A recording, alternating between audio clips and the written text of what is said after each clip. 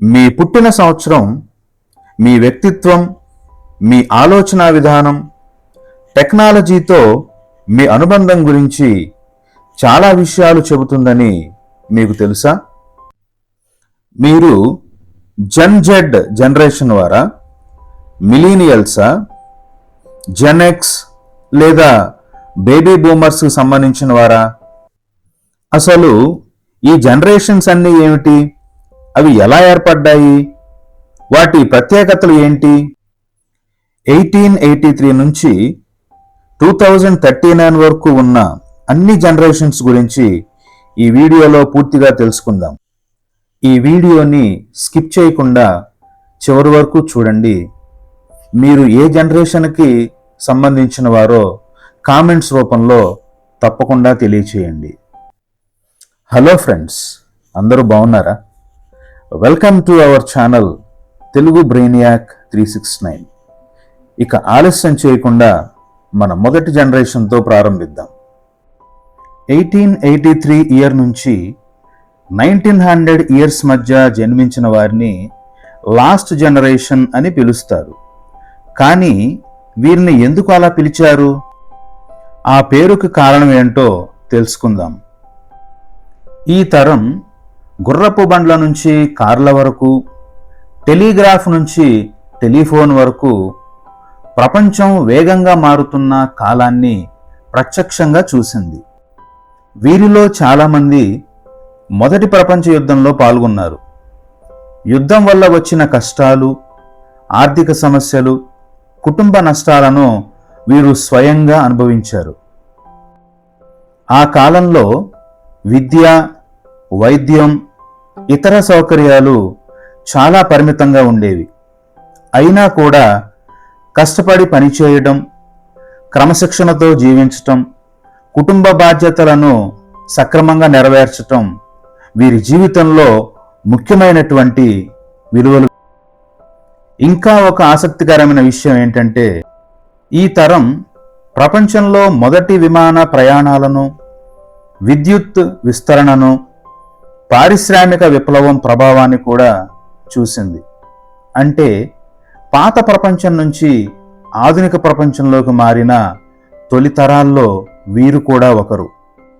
చరిత్రకారులు వీరిని last generation అని పిలవడానికి ఒక కారణం ఉంది. 19వ శతాబ్దంలో జన్మించిన చివరి తరం వీరే. అందుకే వీరికి ఆ పేరు వచ్చింది. వీరి కష్టం, త్యాగం, ధైర్యం వల్లే తరువాతి తరాలు మెరుగైన ప్రపంచాన్ని నిర్మించగలిగాయి. అందుకే ఈ తరం చరిత్రలో ప్రత్యేకమైనటువంటి స్థానాన్ని సంపాదించింది. రెండవ జనరేషన్ గ్రేటెస్ట్ జనరేషన్. చరిత్రలో గ్రేటెస్ట్ జనరేషన్ అని పిలువబడిన ఏకైక తరం ఏదో తెలుసా? అదే 1901వ సంవత్సరం నుంచి 1927వ సంవత్సరం మధ్య జన్మించినటువంటి తరం. కానీ వీరిని గ్రేటెస్ట్ అని ఎందుకు పిలిచారో ఇప్పుడు తెలుసుకుందాం.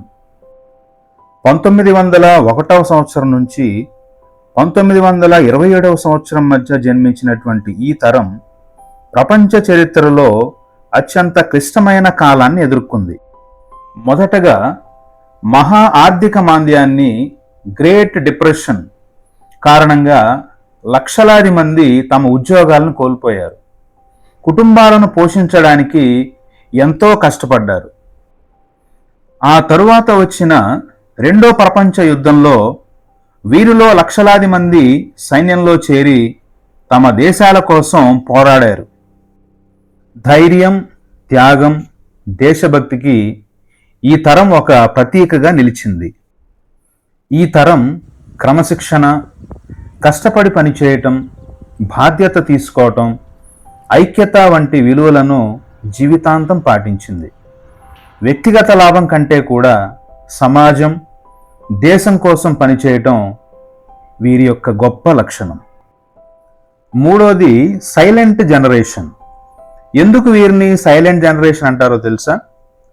1928వ సంవత్సరం నుంచి 1945 సంవత్సరం మధ్య జన్మించిన ఈ తరం ఎక్కువగా వినేవారు, తక్కువగా మాట్లాడేవారు.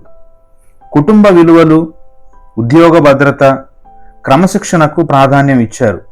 కష్టపడి పనిచేయటం వీరి నమ్మకం.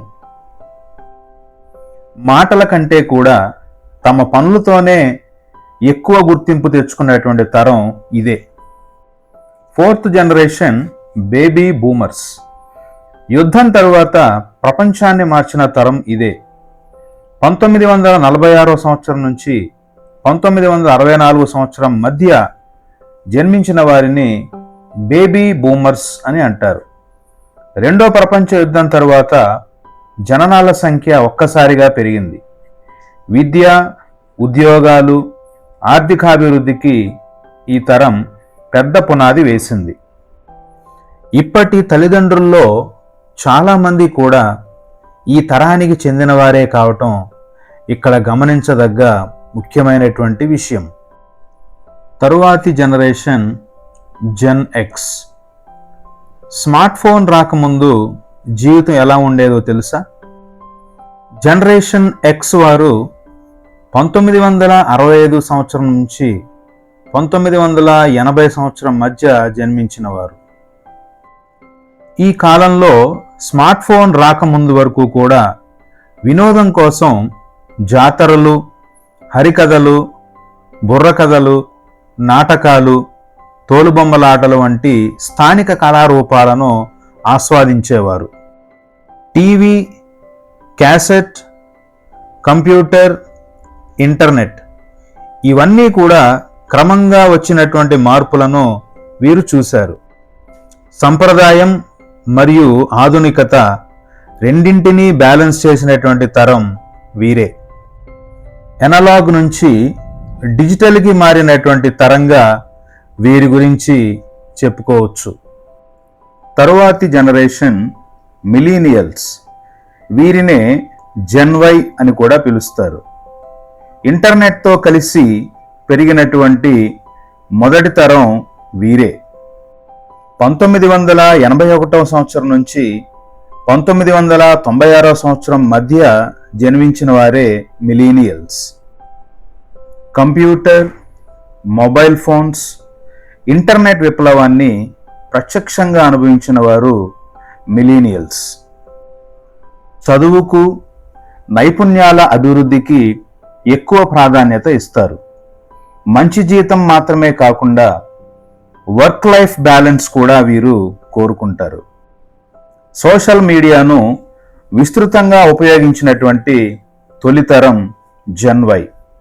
కొత్త టెక్నాలజీలను త్వరగా నేర్చుకుంటారు. కొత్త ఆలోచనలు, స్టార్టప్లు, డిజిటల్ కెరీర్లకు ఈ తరం మార్గం చూపింది.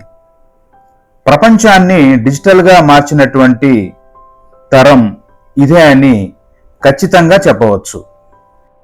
తర్వాతి జనరేషన్ జెన్ జెడ్. 1997 సంవత్సరం నుంచి 2012 సంవత్సరం మధ్య జన్మించిన వారిని జనరేషన్ జెడ్ లేదా జెన్ జెడ్ అని అంటారు. ఇంటర్నెట్, స్మార్ట్ ఫోన్లు, సోషల్ మీడియా మధ్య పెరిగిన తొలితరం వీరే. అందుకే వీరిని డిజిటల్ నేటివ్స్ అని కూడా పిలుస్తారు. స్మార్ట్ ఫోన్ లేకుండా ఒక్కరోజు కూడా ఉండలేని తరంగా జనరేషన్ జెడ్ లేదా జెన్ జెడ్ గురించి చెప్పుకోవచ్చు.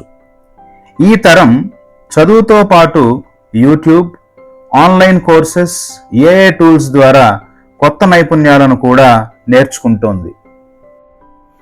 కేవలం ఉద్యోగాలకే కాకుండా కంటెంట్ క్రియేషన్, ఫ్రీలాన్సింగ్, స్టార్టప్స్ వంటి కొత్త కెరీర్ల వైపు కూడా ఆసక్తి చూపుతోంది.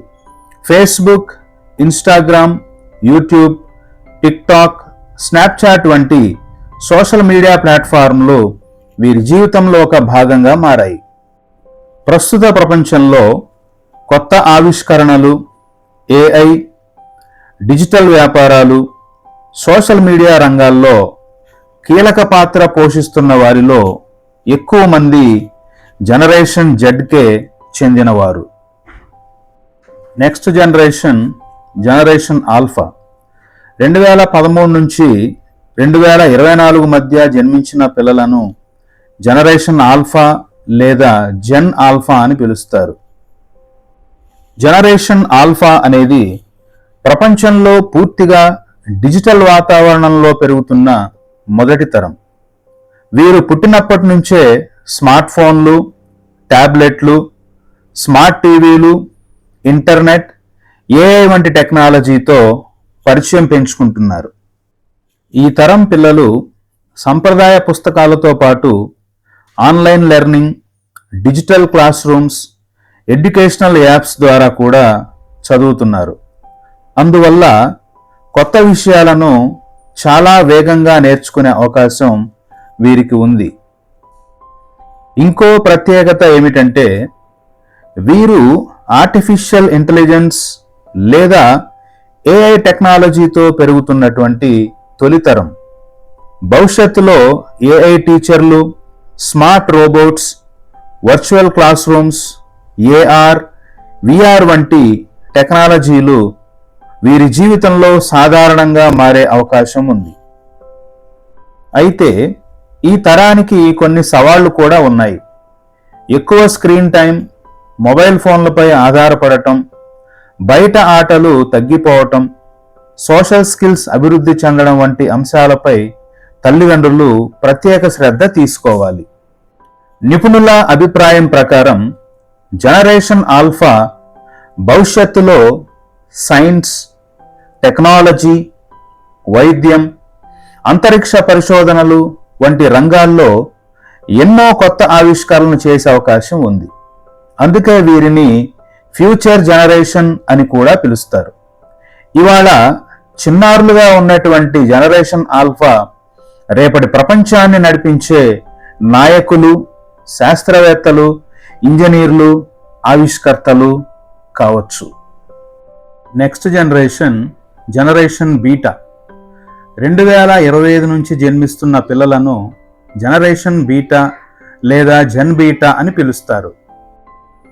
2025 సంవత్సరం నుంచి సుమారు 2039 సంవత్సరం వరకు జన్మించే పిల్లలను జనరేషన్ బీటా అని అంటారు. ఇది ఇప్పుడే ప్రారంభమైన కొత్త తరం. ఈ తరం పిల్లలు పుట్టినప్పటి నుంచే artificial intelligence, robotics, automation, smart homes, smart cities వంటి ఆధునిక టెక్నాలజీల మధ్య పెరుగుతారు.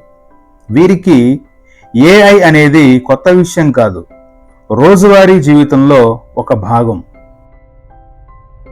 భవిష్యత్తులో వీరు చదివే స్కూల్స్లో ఏఐ టీచర్లు, వ్యక్తిగత అవసరాలకు తగ్గట్లు పాఠాలు చెప్పే smart learning systems, virtual reality classrooms, robo సహాయకులు సాధారణంగా ఉండే అవకాశం ఉంది. అయితే ఈ తరానికి కొన్ని సవాళ్లు కూడా ఉన్నాయి. టెక్నాలజీపై ఎక్కువగా ఆధారపడటం, వ్యక్తిగత గోప్యత, సైబర్ భద్రత, స్క్రీన్ టైం వంటి అంశాల్లో సరైన సమతుల్యత అవసరం. నిపుణుల అంచనా ప్రకారం జనరేషన్ బీటా ప్రపంచ జనాభాలో ఒక పెద్ద భాగం అవుతుంది. వాతావరణ మార్పులు, ఏఐ అభివృద్ధి, కొత్త శాస్త్రీయ ఆవిష్కరణల మధ్య జీవించేటువంటి మొదటి పూర్తి తరం వీరే. భవిష్యత్తు ప్రపంచాన్ని నిర్మించే ఇంజనీర్లు, శాస్త్రవేత్తలు, వైద్యులు, ఆవిష్కర్తలు ఈ జనరేషన్ బీటా నుంచే రావచ్చు. ఇలా చూస్తే ప్రతి జనరేషన్ ప్రపంచాన్ని ఒక్కో విధంగా మార్చింది. మరి మీ కుటుంబంలో జనరేషన్ బీటాకి చెందిన చిన్నారులు ఉన్నారా? కామెంట్లో తెలియచేయండి. Thank you so much for watching. ఇలాంటి ఆసక్తికరమైన వీడియోల కోసం తెలుగు బ్రెయిన్యాక్ 369 ఛానల్ను సబ్స్క్రైబ్ చేయటం మర్చిపోవద్దు.